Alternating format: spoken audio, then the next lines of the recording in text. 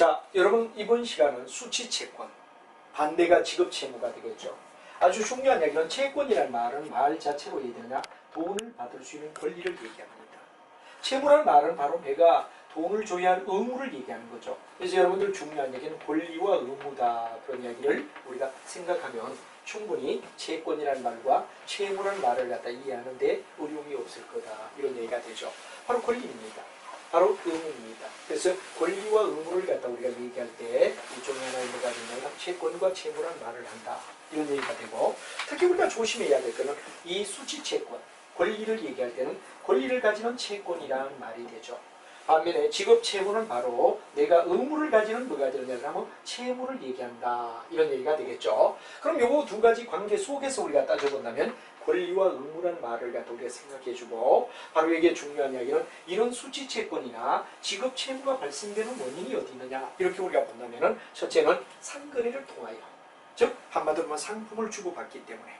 그럼 우리가 잘 알고 있는 이 상품에 대한 이야기는 뭐가 되느냐 그런 말이 되는데, 상품에 대해서 우리가 본다면 상거래는 예를 들어서 우리가 봤을 때 상품을 갖다가 어디 되느냐 외상으로 줬다 그러면 일종의 뭐가 됩니까? 매출채권이 되겠죠. 매출채권. 매출채권은 물건을 갖다가 어디 되느냐 그러면 바로 우리가 팔았으니까 돈 받을 게 있다는 자산이 될 거죠. 반면에 내가 외상으로 물건을 사왔다 그러면 매입채무가 된다 이거죠. 이 매입채무는 상품을 사왔기 때문에 줘야 될 의무가 되니까 부채가 된다. 그래서 매출채권과 매입채무가 되고, 매출채권의 대표적인 예를 들어봐라. 그럼 여러분들 잘 알지만 외상매출금, 외상매출금이 내고 그 다음에 받을 의무를 받았다. 의무를 받고 물건을 팔았다 그럴 때 이게 바로 받을 의무이 되겠죠. 이 두 가지가 뭐가 되느냐 그럼 매출채권이라면 여기는 매입채무는 뭐가 되느냐 외상매입이 되겠죠. 외상매입이 되고 그 다음에 우리가 지급의무이 된다. 그럼 이걸 묶어서 우리는 뭐라고 하냐 바로 매입채무라고 불러줄 수 있다. 그런 걸로 정리가 될 수 있다. 그래서 상거래에서는 요것만 우리가 따져주면 될 거다. 그 다음에 현금을 빌려줬다 그럴 때 현금을 빌려주고 빌려왔다 그럴 때 예를 들면 현금을 빌려줬다 그러면 이건 뭐가 되죠? 대여금이 되게 해야 되겠죠. 대여금이다. 반면에 돈을 빌려왔다 그러면 차입금이다. 이건 부채가 되겠죠. 대여금은 자산이고 차입금은 부채라고 우리가 말할 수 있다 하는 얘기가 되겠죠. 그 이외에도 이제 현금을 대여하고 상거래 이외에 예를 들어 우리가 봤을 때 미수금이다. 미수금은 상품 이외의 물건을 갖다 팔고 돈 받을 게 있을 때 우리 미수금이라고 하죠. 그 다음에 미지급금이다 그럴 때는 상품 이외의 물건을 사봤는데 돈을 줄 거 있을 때 미지급금이라고 하지. 그래서 미수금은 자산이 되고 미지급금은 부채가 된다 하는 말이 되겠죠. 그 다음에 이제 우리가 본다면 또 그 이외에도 이제 여러 가지가 있겠지만 이런 내용을 갖다 기준점으로 잡는데, 문제는 이 상거래가 될 때를 우리는 뭐라고 하냐면 영역적으로 볼 때 영업이라고 우리가 말할 수 있죠. 영업이다 이렇게 우리가 말합니다. 영업거래다. 그러나 현금을 대여하든지 상거래 이외가 될 때는 이건 뭐가 되죠? 우리가 봤을 때 다 영업외로 봐야 된다는 얘기가 굉장히 중요한 얘기가 되죠. 예를 들어 상품을 대여할 현금을 빌려주고 차입할 때 또 상거래외가 될 때는 이건 영역이 어디죠? 영업외다 이거죠. 그래서 여러분들 나중에 배우지만 상품의 거래로 통하여 만약에 대손이 발생했다. 이 대손의 발생은 뭐로 보느냐? 영업으로 봅니다. 예를 들어 내가 상품에 장사를 하다 돈을 갖다 못 받았다. 이럴 때는 이건 영업으로 보죠. 그러나 만약에 우리가 봤을 때 어떠냐? 대손은 대손인데 돈을 빌려줬다가 못 받았다. 이럴 때는 이건 뭐가 되느냐? 이때 대손은 뭐가 되느냐? 그럼 바로 영업외로 봐야 된다는 이야기. 그리고 똑같은 대손이라 그래야 다 영업으로 보면 안 된다 이거죠. 그래서 상품 거래를 통하여 만약 일어난 거래는 대손이 맞지만 대여금이나 차입금 때문에 발생되는 이런 돈을 갖다 빌려주고 상거래 이외가 될 때는 이런 대손은 뭐로 봐야 되죠? 영업외로 본다 그러는 것도 여러분이 영역의 구분에서 명백히 구분이 돼야 된다는 얘기로 설명할 수가 있습니다. 그래서 여러분이 이제 거기에 우리 책을 보면 현금을 빌리느냐 그럼 현금 이외냐 여기에 따라 우리가 얘기했고 상거래냐 세 가지가 나오죠. 그래서 매출채권 예를 들어 매출채권 다 1년 내라 말이야. 장기 매출채권은 1년 이후가 되겠죠. 돈을 갖다 빌려줬다 그러면 단기 대여금이지. 반면에 1년 이상이 되면 장기 대여금이 되겠죠. 다음에 상품 이외의 물건 거래로 돈 받을 거 있다. 상거래가 되면 미수금이 되지. 미수금은 단기죠. 그러나 장기 미수금은 뭐가 되느냐 우리가 봤을 때 비유동이다. 이건 바로 어디까지나 우리가 봐서 받아야 할 이야기 입자이다 이거죠. 지급의 경우는 상품의 경우는 매입채무가 되겠지. 매입 채무가 되겠지. 그리고 또 돈을 빌리는데 만약에 단기로 빌렸다 그러면 단기 대여금이 되지만 만약에 장기로 빌렸다면 장기 대여금이 된다. 이런 얘기가 되겠고 단기 차입금이 되고 장기 차입금이 되겠죠. 다음에 이제 우리가 봤을 때 또 뭐가 되느냐. 장기 채무 가운데는 장기 차입금이 있고 그 다음에 장기 미지급금 이런 것들은 전부 다 뭐가 되느냐. 여러분들 상품 이외 거래다 하는 이야기인데 우리 책을 보면 수치와 지급 그리고 일상적 상거래냐 현금을 빌려줬느냐 현금 이외, 상거래 이외냐에 따라 구분이 쭉 되어 있는데 표를 보시면 된다는 얘기로 설명을 할 수가 있을 것 같습니다. 자, 그럼 이제 여러분과 함께 이런 내용을 가지고서 이제 종류를 갖다 우리가 한번 구분해보자 이겁니다. 이 종류를 우리가 가볍게 구분해보면 이 책에는 안 나와 있지만 종류 속에 하나하나 우리가 가만히 체크를 하면 나가도록 하죠. 여러분 그 종류 속에 보면 자, 종류에 맨 먼저 나오는 게 뭐가 되느냐? 매출 채권이 나와. 매출 채권은 뭐가 되죠? 바로 여러분 잘 아는 매출의 채권은 철저히 뭐가 되느냐 그럼 상거래다. 바로 상거래를 통하여 돈을 갖다가 받을 거 있다, 줄 거 있다 이럴 때 이건 뭐냐? 바로 우리가 봤을 때 하나의 매출 채권 매입 채무가 되겠죠. 매출 채권이다. 반대는 뭐가 되죠? 매입 채무가 될 거다. 이렇게 우리가 얘기를 할 거다 하는 얘기로 설명을 할 겁니다. 다음에 두 번째 우리가 단기 대여금이다 그럴 때 단기 대여금은 돈을 갖다 빌려줬다 이거지. 단기 대여금은 돈을 빌려줬는데 1년 이내가 되니까 이건 만약에 우리가 반대를 얘기하면 단기 차입금이 되겠다 하는 말로 가볍게 우리가 설명을 해볼 수가 있죠. 그다음에 이제 우리가 잘 아는 상품 이외 돈을 갖다가 해야 되냐 물건을 갖다 주고 돈 받을 게 있다. 상품 외가 되죠. 상품 외의 거래가 될 때는 뭐가 되냐 일반적으로 봤을 때 우리는 미수금이라고 불러주지. 미수금의 반대적 개념이 뭐가 되죠? 미지급금이 되겠죠. 상품 이면 물건을 가져왔는데 아직 돈을 주지 않았다. 그럼 미지급금이 된다 이거죠. 다음에 이제 네 번째 승급금이다 그런 말이 나오지. 승급금이다. 승급금은 상품의 대금을 미리 먼저 줬다 그럴 때 승급금이 되지. 승급금이 되죠. 이 승급금의 반대가 뭐가 되냐? 미지급금이다. 이렇게 우리가 되죠. 미지급금이다. 이렇게 우리가 됩니다. 미지급금은 상품 이외에 예를 들어 미리 상품의 대금을 갖다가 해야 되냐 그러면 미리 먼저 줬다 그러면 승급금이고 만약 예를 들어 우리가 봤을 때 뭐가 됩니까? 돈을 갖다가 승급의 반대는 뭐가 되죠? 선수금이 되겠죠. 선수금이 된다. 이렇게 우리가 얘기를 할 수 있다 하는 이야기를 우리가 같이 한번 정리를 하죠. 그 다음에 승급 비용이 있다 그러면 승급 비용의 반대가 뭐가 되죠? 승급 비용의 반대는 바로 여러분 잘 아는 비급 뭐가 되죠? 미급에 대한 뭐가 되냐 그러면 미지급 비용이다 이게 되죠. 미지급 비용은 비용을 아직까지 안 줬다는 얘기가 되겠죠. 이렇게 반대 개념을 알아두자. 그래서 위에 나온 이야기는 전부 다 뭐가 되느냐 우리가 봤을 때 채권의 종류라면 밑에 있는 이야기들은 전부 다 뭐가 되느냐 반대적인 뭐가 되느냐 바로 비용의 개념을 우리가 구분하면 충분히 우리 책에 나와 있는 이야기를 이해할 수 있다 하는 말로 얘기하고 그 다음에 그 이외에도 이제 우리가 좀 더 잡아준다면 바로 선수수익 미수수익의 반대가 되죠. 선수수익이다. 그런데 이런 것들도 우리가 정리를 한다면 미수금의 반대 선수금 뭐 이런 얘기가 나오는데 선급금, 선수금 이렇게 우리가 되고 그 다음에 선수수익 대신 미수수익이 있고 예수금이라는 말이 나와요. 이거 하나만 여러분하고 잘 잡도록 하죠. 예수금은 뭐가 되느냐 바로 세금을 미리 공제했을 때 세금을 미리 공제할 때 종문에 세금을 갖다 미리 해야 되냐 세금 공제를 갖다 얘기하는 거죠. 세금을 공제를 먼저 했다 그럴 때 그걸 모아둔 돈을 예수금이라고 우리가 말하더라. 이런 얘기만 이해를 하시면 충분히 이해가 되리라 생각합니다. 자 그럼 여러분하고 이제 우리가 바로 승급과 선수, 미급과 미수 이런 영역을 갖다 영역별로 쭉 종류를 했는데 개정과 분류를 할 때 했던 이야기에 반복이 되기 때문에 여러분 쉽게 이해가 되리라 생각하고 이제 재고자산으로 넘어가자 이런 얘기가 됩니다. 자 여러분들 중요한 이야기 재고자산. 이 재고자산은 굉장히 중요한 이야기가 뭐가 됩니까? 바로 장사를 할 때 대상이 되는 상품을 재고자산이라 부른다. 우리가 일반적으로 봤을 때 재고자산은 일종의 뭐가 되느냐 하는 얘기가 되는데 이 재고자산은 팔아야 할 물건 일종의 뭐가 되죠? 생산을 해서부터 소비가 될 때까지 생산을 하는 데 있어서 필요한 여러 가지 단계 생산 단계에 여러 가지 뭐가 되느냐 필요한 물건을 우리는 재고자산이다 이렇게 우리가 부를 수가 있습니다. 그래서 재고자산은 바로 여러분 잘 아는 뭐가 됩니까? 판매를 할 목적 판매할 목적이다.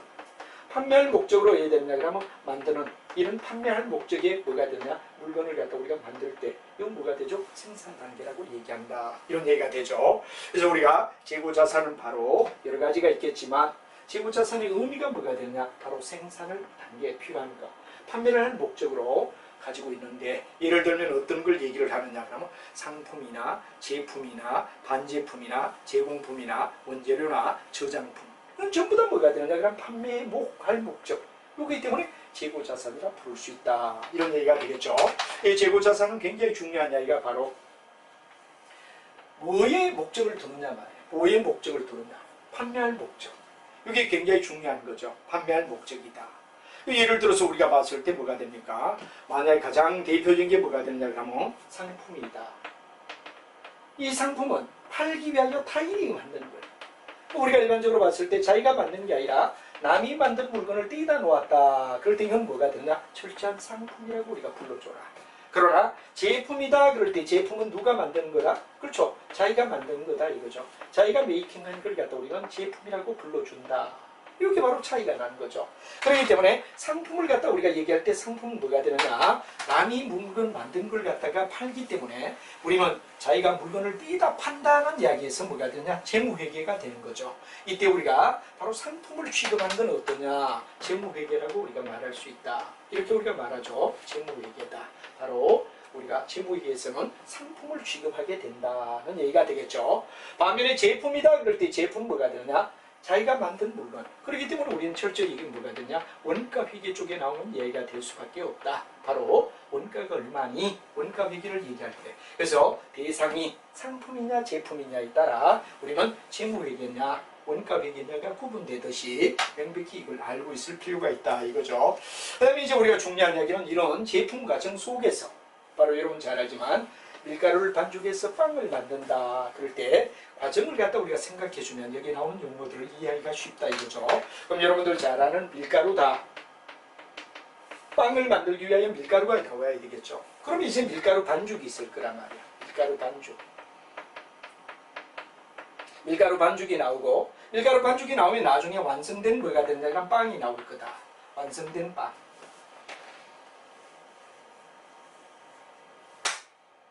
완성된 빵이 나올 거다.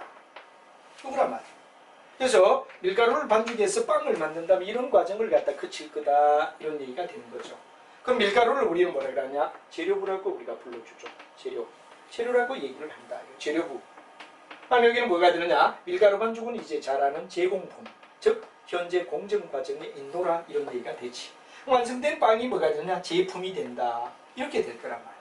그래서 재료, 제공품부, 그 다음에 제품이란 말을 쓰고 뭐 재료 속에서 우리가 잘 알지만 재료에는 냉정히 따지면 원재료란 말을 갖다 쓸 수가 있죠. 원재료다 이런데 원료는 화학적 변화, 재료는 물리적 변화. 외형의 탈바꿈을 100% 했다 그러면 원료가 되죠. 예를 들어 포도주에 대한 포도, 탈바꿈을 100% 했기 때문에 원료입니다. 그러나 여러분들 밀가루를 가지고 빵을 만들었다 그럴 때 이건 바로 누구나 알 수 있는 이야기가 될 때는 물리적 변화니까 재료부라고 부르지. 그럼 여기서 이거 알아두고 제공품과 제품분은 또 어떻게 다르냐? 반제품은 어떻게 다르냐? 제공이나 반제품이나 다 공통점은 중간에 있다.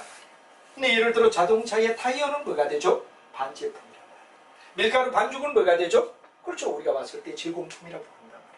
그럼 이 두 가지 차이점 뭐가 되냐? 이 반제품의 경우는 셀링이 가능해. 셀링이 가능해. 판매가 가능해. 근데 제공품은 뭐가 되죠? 셀링을 갖다 도저히 할 수가 없다. 셀링하면 안 돼. 셀링이 불가능하다. 제공품이라고. 이 두 가지 차이를 알아야 되겠다. 그다음에 이제 완성된 제품이 나오고 완성된 제품을 갖다가 진열대에 올려놓았다. 진열대 올려놓았다. 진열대 올려놓으면 이때는 뭐가 되죠? 바로 우리가 봤을 때 상품이라고 불러줘야 된다. 마치 남에게 떼어와서 파는 것과 다를 바 없다 이거지. 그래서 이걸 갖다 우리가 바로 나와 있는데 상품과 제품의 차이.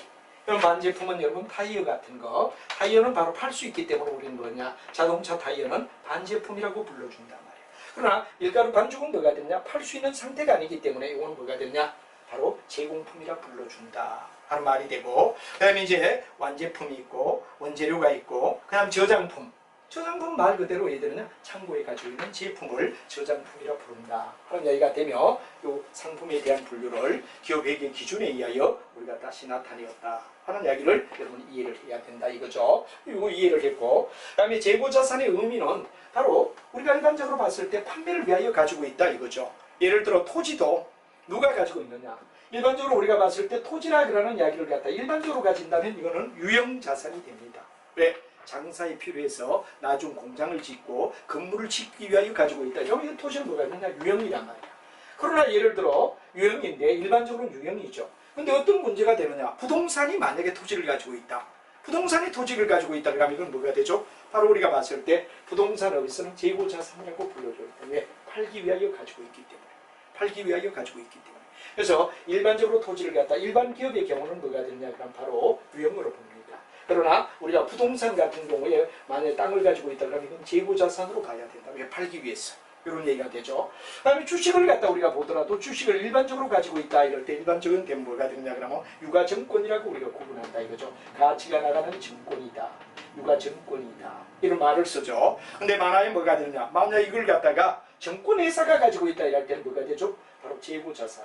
팔기 위하여 가지고 있기 때문에 재고자산이라 불러야 하나. 그래서 똑같은 토지지만 일반적으로 가지고 있느냐 부동산이 가지고 있느냐에 따라 유형이냐 재고냐 달라지고 뭐가 되느냐 주식 같은 경우도 일반적으로 가지고 있으면 유가증권이지만 만약에 증권회사가 가지고 있다고 할 때는 이건 재고자산으로 봐야 된다. 왜? 판매를 위하여 가지고 있기 때문에. 이런 것들을 이해를 하시면 충분히 이해가 되리라 생각한다는 얘기가 될 것 같습니다. 자, 그래서 재고자산의 종류까지 분류까지 우리가 같이 해봤고 다음 이야기는 재고자산에 이르는 취득원가.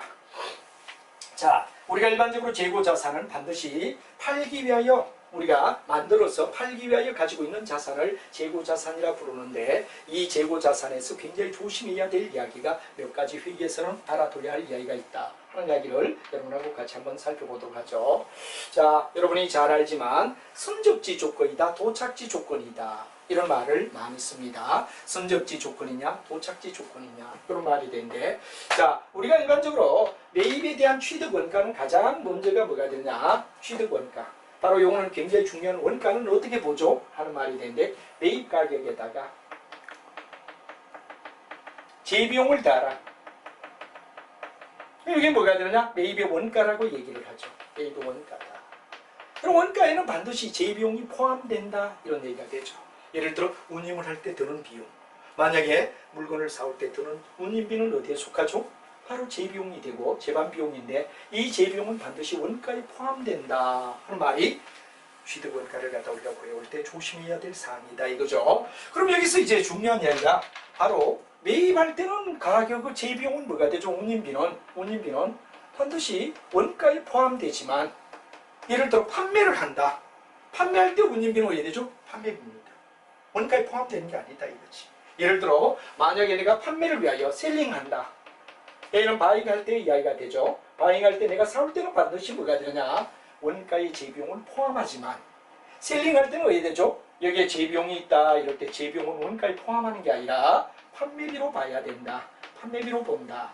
이게 굉장히 중요한 이야기가 되죠. 그래서 매입의 원가로 보는 거는 언제? 매입 시란 말이야. 바잉할 때. 그러나 내가 매출한다 그럴 때 팔 때는 어디에 되죠? 이 재비용은 어디에 속하냐면 판매비에 속하는 거지. 여기 원가에 포함되는 건 아니다라는 걸 우리가 대비를 해가 매입이냐, 바잉이냐, 셀링이냐에 따라 똑같은 운임비지만 매입할 때는 반드시 원가에 포함됩니다. 그러나 매출 시의 재비용은 뭐가 되죠? 판매비, 관리비로 보지 절대 원가에 포함하는 게 아니다 하는 이야기를 먼저 한번 비교를 해두자 이거죠. 자, 그러면 여러분 여기서 매입할 때의 취득 원가는 반드시 원가를 띠고 있다면 원가성을 갖다 우리가 생각하고 이 원가성을 따지다 보니까 매입의 운임의 조건이 어떠냐? 매입의 운임의 조건이 어떠냐? 여기에 따라 선적지냐, 도착지냐 두 가지가 있죠. 여기 굉장히 중요한 얘기는 선적지와 도착지는 일반적으로 선적지다 이럴 때 선적지는 바로 이런 얘기가 되죠. 바로 물건을 싣는 순간 한마디로 배에 외국의 물건을 팔 때 갑판에 물건을 싣는 순간 뭐가 되냐? 우리는 선적지 조건이다. 그런 얘기 FOB란 말을 갖다 씁니다. FOB. FOB는 무역할 때도 우리가 나오지만 일반적으로 Flight on Boat, 갑판 위에 물건을 실어주는 조건. 갑판 위에 물건을 실어줄 때까지만 우리가 해야 되냐? 자, 그 다음에 도착지는 CIF라는 말을 많이 쓰죠. Cost, 그 다음에 Insurance Flight, 그러니까 운임료, 보험료를 포함한 물건값. 이 두 가지가 뭐가 되냐? 매입의 운임을 갖다 우리 따질 때는 상당히 고민을 해야 되고 FOB냐, CIF냐 여기에 따라 우리가 각각 다른데 문제는 이때 항해 중인 만약에 항해 중 선박의 물건의 소유권이 누구냐? 아주 중요합니다. 이 항해 중의 물건의 소유권이 누구 거냐? FOB는 일단 본선이 실어주면 판매자는 끝나. 항상 이런 가격 조건은 항상 판매자가 셀링입니다. 셀링. 셀러가 어디까지?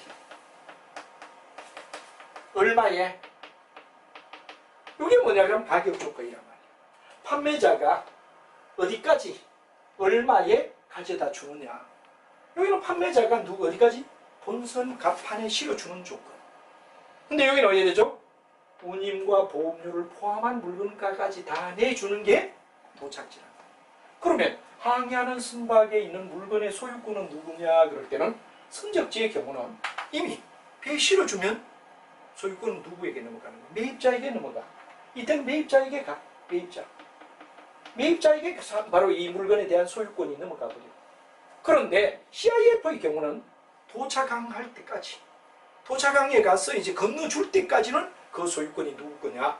바로 매출자의, 배도자의 또는 매출자의 소유권이다. 파는 사람의 소유권이다. 이게 아주 중요한 이야기가 된다 이거죠. 선적지 조건은 매입자의 재고자산이다 이거죠. 매입자의 재고자산. 이때 매입자의 재고자산이다. 그러나 이거는 매출자의 CIF 조건일 때는 매출자의 재고자산이다 하는 걸 비교할 줄 아느냐?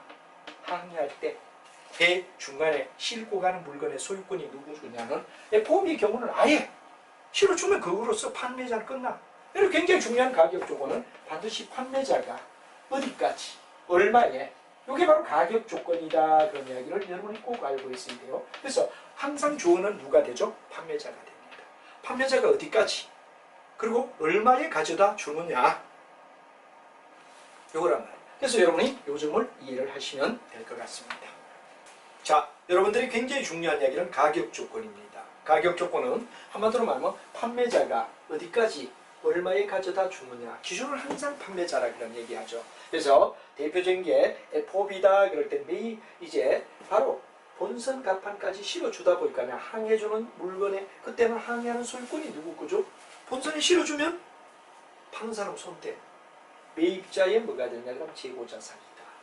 그러나 본선에 싣고 실어다 그 도착항까지 가져다 주는 조건에 만약 가입 계약을 맺었다 그럴 때 코스트, 인슈런스, 플라이트, 그러니까 운임과 보험료를 포함한 물건값이라는 말을 파는 자가 물건값을 많이 받겠죠.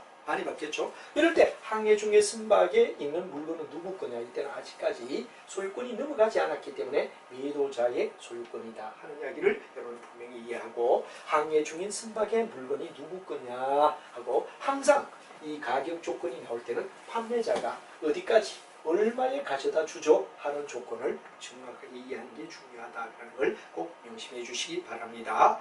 그럼 이제 우리가 일반적으로 그 이외에도 이제 매입할 때 고민해야 될 이야기, 매입할 때 고민하는 이야기, 중요한 이야기는 매입할 때 재비용은 원가에 포함되지만 매도할 때의 재비용은 절대 판매비로 보지 원가로 보지 않는다는 거 이해를 해 주셔야 됩니다. 회계를 처음 하시는 분. 그리고 가격 조건의 선적지다, 도착지다 이럴 때는 FOB, CIF 그럴 때는 바로 어디까지나 판매자가 물건을 어디까지 얼마에 실어주느냐 하는 조건이기 때문에 선적지의 경우는 항해할 때는 이미 뭐가 됩니까? 출발 항해에서 게임이 끝났어.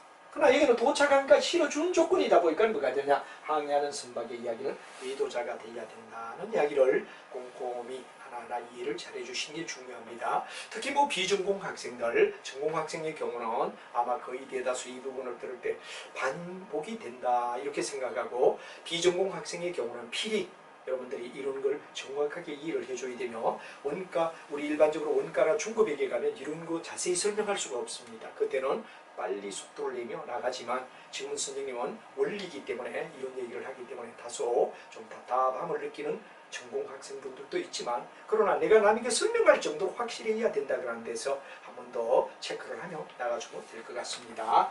자, 그 다음에 이제 우리가 중요한 이야기가 뭐가 되냐? 매입에 있어서 누리 환출, 매입의 할인, 이연 지급 계약, 건설 자금 이자, 취득 원가의 결정 시의 주요 항목 이런 이야기가 나왔는데 여기에 대해서 하나하나 우리가 보도록 하죠. 자, 여러분들이 이런 얘기를 갖다 볼 때는 반드시 이런 포맷을 갖다 이해를 하면 참 편안합니다. 상품이라는 과정을 갖다가 이해하면 여러분이 훨씬 더 이해되느냐, 이해하는데 폭을 넓혀줄 거다, 이렇게 우리가 되죠. 여러분이 중요하지만 이 T자를 그려놓고 여기는 상품이라는 계정을 놓자 이겁니다. 그럼 상품의 계정은 어떻죠? 전에도 말했지만 상품 장사를 통해서 이익을 벌기 때문에 거의 대다수가 재무회계는 상품이 그 주요 대상이고, 이건 마치 상품이지만 실제로 뭐가 되느냐, 포괄손익계산서와 다를 바 없을 정도로 어디 됩니까? 이쪽은 비용성, 즉 상품 장사를 하는데 나가는 비용이 얼마지?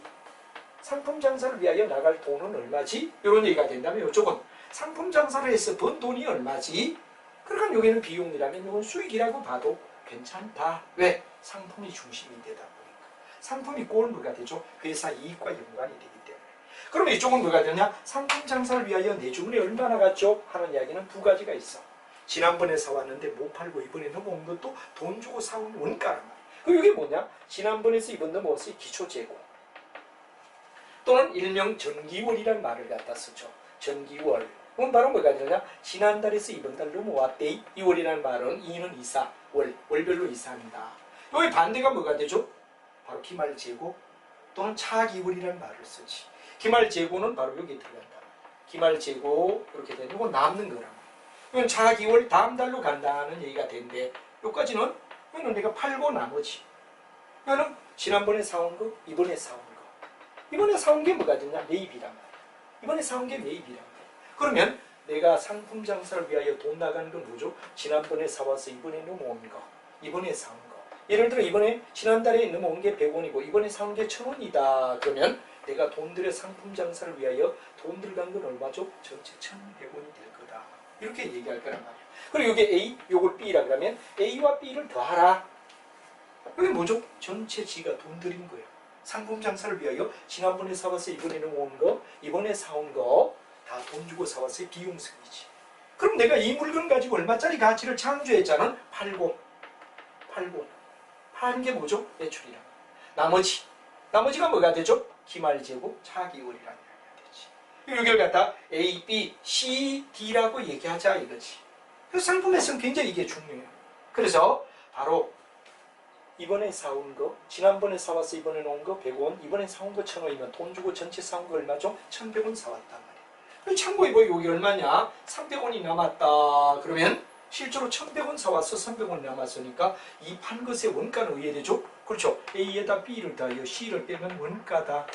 뭐의 원가? 판 것의 원가란 말이야. 판 것의 원가. 그러면 이게 바로 매출의 원가가 된다는 얘기가 되겠죠. 그러면 D에서 바로 매출의 원가를 갖다가 빼면, 매출의 원가를 빼면 뭐가 되느냐? 상품 매출 이익이 나올 거 아니냐? 하나 이게 뭐냐? 그러면 1단계, 2단계 공식이다. 이렇게 봐주면 돼. 그래서 지난번에 사온 거, 이번에 사온 거. 이걸 두 가지를 합하면 뭐냐? 판매 가능 상품이라고도 불러줘. 판매 가능하다. 판매 가능 상품이란 말을 쓰기도 하죠. 판매 가능이란 말은 바로 팔 수 있는 가격의 상품이 얼마냐? 1100원에 지나가. 판매 가능.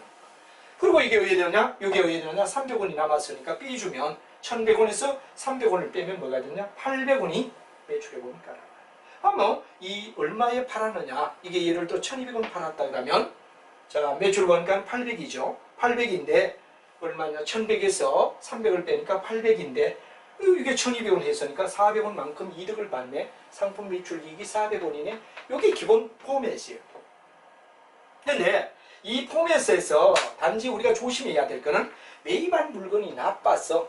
매출한 물건이 나빴어. 요 자체에서 차감해줘야 할 항목이 있는데, 이게 뭐가 되죠? 맨 먼저 뭐가 되냐? 매입한 물건 속에서 만약에 물건이 나빴어, 까줘야 되겠다. 까줘야 되겠다. 애누리. 예를 들어서 우리가 중요한 이야기는 애누리란 말이 나오죠. 애누리와, 그럼 매입의 애누리? 매출의 애누리? 애누리를 갖다 왜 되느냐? 그럼 B줘라 이거지. 매입의 애누리는 매입에서, 매출의 애누리는 매출에서 B줘라. 그래야 순매출액이 나올 거란 말이야. 그 다음에 할인을 갖다가 왜 되느냐? 할인도 빼줘라. 할인도 빼줘라. 선생님이 대학 다닐 때는 애누리 할인을 갖다 달리했어요.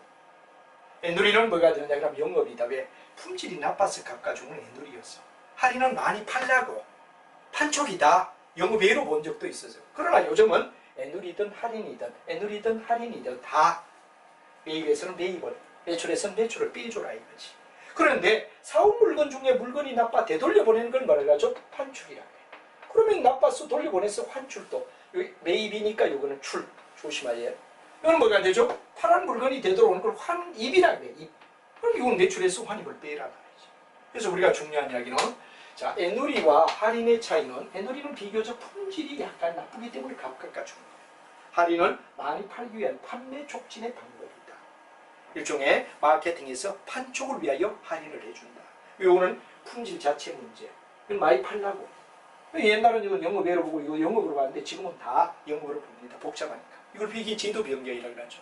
초등학교 다니는 옷이 아무리 이뻐도 대학 가서는 못 입듯이 회계 모든 제도는 시간이 지나면 올드 제도와 뉴 제도는 바뀌어야 된다. 그리고 바로 회계 제도 변경이란 말이에요.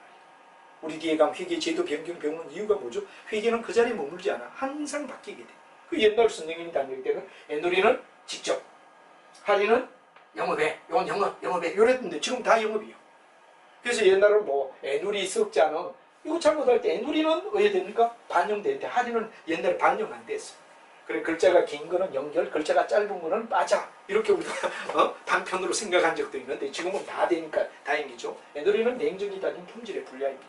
할인은 많이 팔라고 판촉을 위한 방법이다. 지금은 다 영업으로 본다. 알아두고 그다음에 환출은 사온 게 나빠가 돌려보내는 거. 반대는 환입. 사온 게 돌려보면 뭐가 되죠? 환입이지. 이걸 갖다 정리해라고. 애누리 할인 환출. 애누리 할인 환입. 그럼 이게 뭐가 되죠? 순매입액이 되지. 이게 뭐가 되죠? 순매출액이 된다. 이걸 알면 애누리 환출 환입까지는 다 끝났다. 이걸 갖다 이해를 해라 하는 말이 되죠. 그다음에 우리가 봤을 때 이연지급 계약이라는 말이 나오죠. 이연지급. 이연지급이라는 말은 바로 이겁니다. 장기. 한마디로 말하면 장기성 지급음을 갖다 줬을 때 장기성 지급음. 지급음은 보통 뭐가 됩니까? 만기가 1년인데 장기성이 될 때는 천천히 나중 줘도 된다. 이어진다. 이연지급이란 말이에요. 이연지급. 이거는 뭐가 되느냐 그러면 우리가 봤을 때 중요한 이야기가 이런 이연자산은 공사 지급 대금을 이연시켜주는 자산의 구입을 얘기하고 재고 자산의 원가는 공정가치나 지급에 의할 부채의 현재 가치. 이건 바로 중요한 이야기. 미래 줘야 할 돈, 미래 줘야 할 돈을 천천히 계산해서 현재 가치로 따지자. 이건 이제 상품에는 애누리 할인 환출, 애누리 할인 환입. 이건 이해를 했습니다. 그 이연이란 말은 천천히 이어지게 당장 비용으로 때리는 게 아니라 장기성 지급음을 준다. 그러면 1년 후, 2년 후에 줘야 할 현재 가치를 우리가 논하자. 그래서 이제 우리가 재무관리 쪽에서도 많이 이야기를 합니다만 이거죠. 예를 들어 여기서 뭐 살 때 100만 원, 1년 후에 100만 원, 2년 후에 100만 원, 3년 후에 100만 원 이렇게 나눠라. 뭐 살 때는 그냥 이라고 좀 이러죠. 그럼 이건 왜 되죠? 그렇죠. 우리가 봤을 때 이거 현재 가치, 이거 현재 가치, 이거 현재 가치를 우리가 논해가지고 이걸 갖다 현재 가치로 따져줘야 된다. 우리가 예를 들어서 100만 원이다. 이렇게 예를 하나 용만 되죠. 100만 원을 현재 가치로 따지려면 1에다가 0.1, 10%라고 보자 말이야. 1년 치니까 1. 이거로 나누면 요 100만 원의 현재 가치는 나올 거랍니다. 한 98만 원 정도 나오겠죠. 그럼 요 2년째 만약에 100만 원 하라 그러면 100만 원 나누기를 뭐합니까? 1 플러스 0.1, 10%니까 2년. 그럼 뭐가 되죠? 2년째 현재 가치가 나오는데 뭐 한 88만 원이나 89만 뭐 계산 뭐 얼마인지는 해보면 되죠. 또 3년째를 갖다 우리가 따지면 3년째 100만 원을 1 플러스 0.1에 뭐가 되냐? 삼성. 이걸 갖다 전부 합하란다. 그럼 뭐가 되죠? 장기성 지급음을 주고 돈을 구했을 때 이연 지급 계약이 될 때는 미래에 줘야 할 가격을 현재 가치로 전부 다 따져가지고 우리가 계산하는 게 뭐가 되죠? 원가를 정확하게 따지는 거다. 이런 얘기가 된다는 걸 알아둬야 되죠. 그 다음에 이제 우리가 중요한 건 건설자금 이자다. 그런 말인데 이건 무슨 말이냐. 내가 아파트 단지를 컴직한 걸 갖다가 새긴다 이거요. 컴직한 내용을 갖다 만약에 뭐 한 5년 동안의 건설을 갖다가 하는데 은행으로부터 엄청난 돈을 갖다 빌린다 이겁니다. 그러면 여기는 뭐가 됩니까? 이자 비용이 있지 않느냐 이거지. 이자 비용. 이자 비용이 있는데 이 이자 비용을 갖다가 왜 되느냐? 전부 다 우리가 건설 기간에 걸쳐서 할당을 해준다 이거예요. 할당. 5년짜리라 그러면 뭐 이제 5년 동안의 자금을 갖다 빌렸었는데 그 5년 자금을 1년째 얼마, 2년째 얼마, 3년째 얼마, 4년째 얼마, 5년째 얼마를 각각 이자 부담의 비용을 갖다 원가에 포함시켜줘라. 왜? 자기 돈으로 하는 게 아니니까. 그래서 예를 들어 큰 대형 공사가 어야 되느냐, 금융기관으로부터 돈을 빌려 한다면 예를 들어서 어야 되죠. 5년 동안에 만약에 건설 기간 동안에 할당을 갖다 해서 이자 비용을 더해줘라 이거지. 즉 원가에 포함시켜줘라 이거지. 이게 바로 중요한 이야기다. 그래서 재고자산 취득할 때는 FOB, CIF 하는 과정을 이해를 해야 되고, 할인, 애누리, 환출이라는 말, 할인, 애누리, 환입이라는 말 정확히 알아야 돼. 그리고 장기적으로 어야 되느냐 그러면 빌렸을 때 3년 동안 나누어 달라 그럴 때는 3년의 가치를 현재 가치로 나누는 게 바로 이연 지급 계약에서는 조심해야 되고, 건설 이자는 이자에 따른 그 비용, 막대한 비용을 갖다가 돈을 빌려할 때는 이자 비용을 각각 건설 기간 동안에 할당하는 건설 자금 이자를 우리는 따져줘야 된다 하는 말이 중요한 이야기가 되고, 그럼 취득 결정 시의 주요 항목이 어떤가 하는 이야기를 지금부터 이제 여러분하고 하나하나 우리가 보자 이겁니다. 그럼 여러분들 책에 보면 요거 나옵니다. 매입의 운임. 매입의 운임은 원가에 포함돼. 아까 제가 그랬죠. 그러나 여기 원가에 포함돼.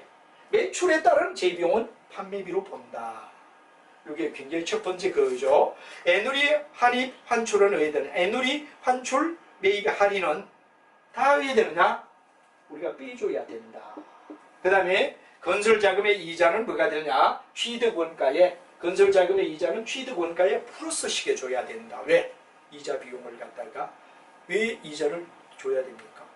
건설공사하다 보니까 돈이 없어가는데 그 비용은 원가와 같은 거다. 이렇게 본다 이거죠. 이걸 갖다 우리가 알아야 되고, 그다음에 재고자산의 여러 가지 항목 중에 이제 중요한 이야기는 이 재고자산의 내용을 갖다 우리가 얘기할 때 뭐 여러 가지가 있겠지만 이 취득 사항을 결정을 지어줬고, 그다음에 이제 우리가 보유냐 통제냐, 이 재고자산을 논할 때는 굉장히 중요한 게 보유냐 통제냐가 굉장히 중요한 이야기다 이런 얘기가 되죠. 자, 이걸 갖다 우리가 잠깐 지우고 같이 한번 비교를 해보죠. 자, 여러분들이 잘 알고 있겠지만 이 재고자산은 반드시 여러 가지가 있습니다만 조심해야 될 사항의 하나가 뭐가 되느냐 그러면 어떤 점을 가지고 우리가 얘기를 해야 되느냐, 바로 소유권과 통제권이라는 얘기가 굉장히 중요합니다. 소유권과 통제권이 어떠냐 그러면 각각 다를 때, 소유권과 통제권이 다를 때 어떻게 우리가 취급해야 되느냐 하는 이야기를 얘기하는데, 하나 예를 들어서 우리가 보도록 하죠. 자, 예를 들면 어떤 문제를 가지고 얘기하느냐 하는데, 예를 들어 뭐 위탁 판매라는 적성품 계정을 우리가 하나 예를 들면 잠깐 예를 들어보고 거기에 대한 얘기를 설명하면 전체적으로 이야기가 쉬울 겁니다. 자, 이런 겁니다. 서울의 갑이 부산의 을에게 물건을 대신 팔아달라 사달라, 대신 사주고 팔 수가 있죠. 이걸 갖다가 왜 되느냐 그러면 제3자인 병에게 대신 사달라 팔아달라, 요즘은 서울, 부산 이거보다는 서울, 뭐 뉴욕 이렇게 해도 되죠. 그럼 이때는 이 사람을 뭐라 하죠? 위탁자라고 해요. 부탁을 하는 사람이다 위탁자지. 이 사람은 부탁을 받아주는 사람이니까 수탁자가 되지. 그러면 이때 우리가 팔아달라고 보낸 물건을 갖다 우리는 뭐라 하죠? 바로 적송품이다. 우리가 일반 상품과는 달리 대신 팔아달라고 보냈다 그러니까 적송품이라고 하지. 그러면 이 적송품이 팔릴 때까지는 대신 팔아준단 말이에요. 그럼 비록 부산의 을의 창고에 있더라도 서울의 갑은 팔기 전까지는 뭐가 되죠? 이 적송품에 대한 재고자산을 자기 거라고 봐야 돼. 그래서 이때 이걸 갖다 우리는 뭐라 하죠? 소유권이라고 얘기하지. 소유권. 소유권 누가 가지죠? 서울의 갑이. 팔하는 순간 소유권의 이전이 일어나는 거지. 팔기 전까지는 이 사람의 소유권으로 본다 이거. 누구의? 위탁자야. 그럼 이 수탁자에는 뭐하죠? 이 소유권이 아니라 자기는 통제권만 가지지. 단지 대신 관리만 해주는 통제권만 가진다는 이야기. 이게 바로 소유권은 진짜 자기 이 사람의 소유로 보기 때문에 팔기 전까지는 이 사람이 창고에 있는 것처럼 본다 이거지. 비록 부산에 창고에 가 있더라도 서울의 갑의 창고로 본다. 이게 뭐랄까 하죠? 일종의 위탁자한테 소유권을 가진다 이거지. 그렇지만 이걸 직접 팔고 사고 하는 건 누가 하죠? 부산의 을이 한다. 이걸 갖다 우리는 통제권이라고 불러준다. 이게 아주 중요한 이야기가 되고, 자, 미착상품은 아직까지 도착되지 않은 상품을 갖다 우리는 미착 상품이다. 이렇게 우리가 말하죠. 미착 상품은 아주 도착이 되지 않은 상품을 얘기한다. 이런 얘기가 되는데 여기는 CIF냐 FOB냐에 따라 우리가 각각 다르죠. FOB의 경우는 누구냐 그러면 미착 상품의 경우에 FOB다, FOB 조건이다 이럴 때는 이거는 매입자의 소유권이 되는 거죠. 매입자의 소유권. 왜?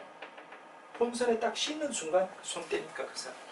그러나 CIF 조건이다 그럴 때 CIF는 뭐가 되죠? 아직까지 도착되지 않는 상품을 누구 거로 봐야 되느냐?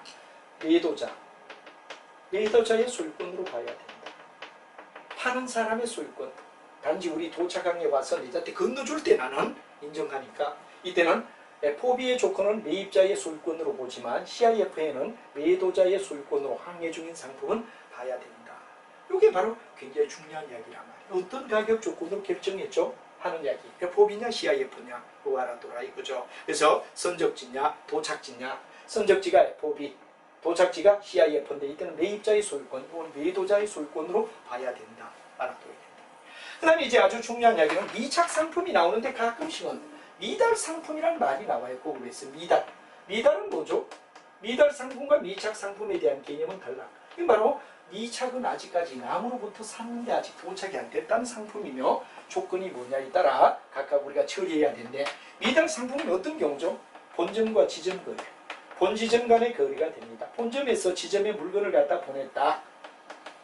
이건 뭐라 그러냐? 미착이 아니라 미달 상품이라고 해요. 지점에서 본점에 물건을 보냈다. 아직 도착이 안 됐다. 미달 상품이라고 부른다. 혹시 오해가 없기를 바라며 미착은 도착이 안 됐는데 타인과의 거래라고 본다면 미달은 본점과 지점 간의 거래다. 그리고 대표적인 위탁 상품은 아까도 제가 얘기했죠. 서울의 갑이 부산의 어리게 물건을 대신 팔아달라고 발송했을 때 적송품. 이거는 판매가 되기 전까지는 소유권을 누가 가지느냐? 서울의 갑이 가져. 반면에 뭐가 되느냐? 통제권은 누가 가지느냐? 부산의 어리 가진다. 그러니까 판매가 돼야 그때 써야 비로소 소유권의 이전을 얘기하며 이 사람의 소유권에서 빼주고 판매가 되기 전까지는 부산의 을이 통제를 해도 소유권은 누가 가지느냐? 서울의 갑이 가져야 된다 하는 이야기가 중요한 이야기가 되죠. 그다음에 이제 중요한 이야기가 이 시용 판매가 나옵니다. 시용 판매는 써보고 네가 좋으면 써달라.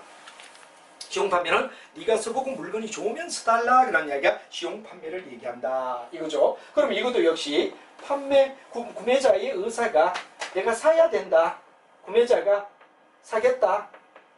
의사결정이 되면 구매자의 의사결정이 이루어지는 순간에 판매가 된 걸로 본다 이거지. 비록 누구 집에? 소비자 집에 가 있더라도 이 사람이 사겠다는 소비자의 의사결정이 있기 전까지는 마치 자기의 창고에 있는 것처럼 보는 게 시용품이다. 대표적인 게 뭐가 되죠? 웅진코에에서 여러분 정수기 같은 거. 네가 써보고 좋으면 해라. 그럼 쓰지만 그 물건의 소유권 누구 거냐? 웅진 거란 말이에요. 자기가 사겠다 그러고 계약을 맺는 순간 비로소 이해되죠? 소비자의 집에 가 있더라도 그게 이제 판매로 본다. 그게 아주 중요한 시용품에 대한 이야기다. 그리고 이제 할부 판매는 매달마다 파는데 여기 옛날에 선생님 같은 경우는 왜 되느냐? 바로 얼마만큼 돈을 돌려받느냐? 10개월 같으면 한 달 받았다 그러면 10분의 1만 매매가 이루어지는 걸로. 그러니까 거기는 철저히 뭐가 되느냐 그러면 판매가 얼마만큼 됐느냐, 몇 달 됐느냐에 따라 그 예를 들어 석 달치 받는다 그러면 석 달치만 거래가 이루어진 걸로 보는 거야. 그렇지만 요즘은 판매와 동시 판매 시점에 전부가 다 팔린 걸로 본다. 판매 시점에 판매가 다 100% 된 걸로 본다. 그 옛날은 뭐가 되냐? 할부 판매가 하나의 뭐가 됩니까? 매달만큼 회수기준법이었단 말이에요. 옛날은 회수기준법이었다 이거죠. 회수기준법은 10분의 1을 만약에 10달 중에 하나를 받았다 그러면 10분의 1만 매출이 이루어진 거. 그럼 계속 2달째 받았다 그러면 10분의 2만 매출이 이루어진 걸로. 이게 회수기준법인데 요즘은 판매 시점에 판매가 다 된 걸로 인정하자. 대표적인 예가 바로 카드를 소비자가 구하기 때문에. 소비자는 왜 되느냐 그러면 10달 왜 되느냐 카드 회사에 나눠주더라도 판매자의 입장은 뭐가 되죠? 한꺼번에 돈 다 받는단 말이에요. 옛날처럼 굳이 회수기준법을 쓸 필요가 없다 이거지. 그래서 시대의 변화에 따라 회계제도란 항상 바뀌는 거지. 이걸 회계제도 변경이라고 하는 거죠. 예를 들면 이런 거다 이거지. 그래서 옛날은 회수기준법이었는데 요즘은 왜 되죠? 판매 시점에 바로 판매가 된 걸로 보는 이유. 시대와 그 처리하는 과정이 다르기 때문에 회계 제도도 달라져야 된다는 얘기를 얘기한다는 얘기가 중요한 이야기다 하는 이야기를 여러분이 알면 될 것 같습니다.